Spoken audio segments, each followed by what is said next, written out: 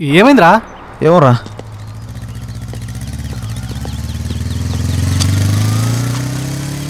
ఏమైందిరా? చూస్తున్నాను కదరా, ప్లగ్ బిట్ ప్రాబ్లం వచ్చినట్టుంది. మరి చేంజ్ చేయొచ్చు కదరా, ఊరికెళ్ళి రిపేర్ చేసే బదులు. ఓకే ఓకే, ఎక్కువ నడిపోయింది నేననేగా. ఆ లుక్స్ కడదాం. Continue continue.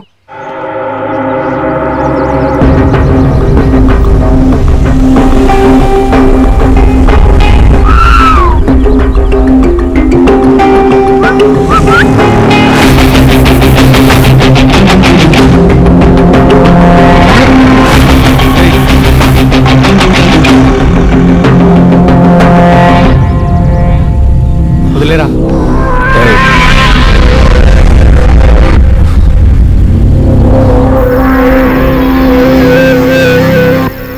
ప్రపంచం 10 నిమిషాల్లో మునిగిపోతున్నట్టు దింపకుండా చంపుతున్నాడేంట్రా బాటల్ని? సారీ సారీ బావ. పచ్చడి ఏంటే? మనకు పరిచయమైనప్పటి నుంచి చూస్తున్నాను, మిమ్మల్ని గెలిచినోడు గాని మిమ్మల్ని గెలుపుకున్నాడు గాని ఎవ్వడు కనిపించలేదు కదా. అదే బావా, సాయంత్రం ఆడేవాడు ఒక కారులో చూశాడు కదా, వాడి ఫేస్ లో స్మైల్ ఉంది, మీ ఫేస్ లో ఫైర్ ఉంది. ఎవడు బావాడు? ఆ కనెక్షన్ ఏంటి?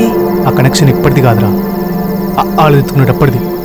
ఆకాశం భూమి కలవలేవన్నది ఎంత నిజమో, ఓ మంచివాడు చెడ్డవాడు స్నేహితులు అవ్వరన్నది అంతే నిజం.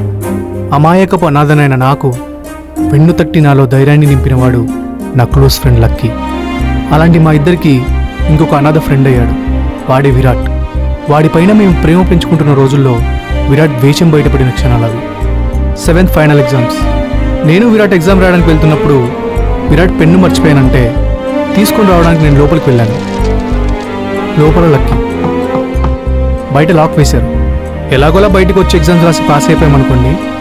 కొద్ది రోజుల తర్వాత బాగా డబ్బున్న సూర్యనారాయణరావు దంపతులు హైదరాబాద్ నుంచి ఆశ్రమానికి వచ్చారు. మంచి అబ్బాయి ఎవరైనా ఉంటే దత్తకు తీసుకుందామని. మా వార్డెన్ కూడా మా ఇద్దరి పేర్లే చెప్పి చూపించి, ఇద్దరిలో మీకు నచ్చిన వాళ్ళని తీసుకెళ్ళండి అన్నారు. అప్పుడు మా ఇద్దరికి నువ్వు వెళ్ళరా అంటే నువ్వు వెళ్ళరా అని పెద్ద గొడవే జరిగింది అనుకోండి. మా ఇద్దరి గొడవలో ఎక్కడి నుంచో ఏడుపు వినిపించింది. చూస్తే అది విరాట్.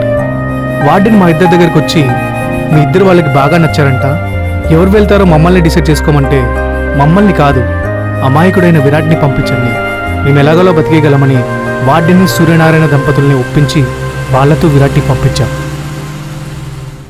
ఫ్రెండ్షిప్ పేరు చెప్పి మీ మంచితనాన్ని వాడు మస్తు వాడుకున్నారా.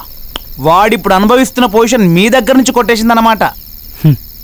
పొజిషన్ కొట్టేసినందుకు కాదురా, వాడు మా ఎమోషన్స్ మీద కొట్టాడు. అదే మా బాధ. అయినా పోనీలేరా, వాడు మా ఫ్రెండేగా. మీదెంత విశాల హృదయం బావా. మావన్నీ విశాలంగానే ఉంటాయి, తర్వాత నీకే తెలుస్తుంది.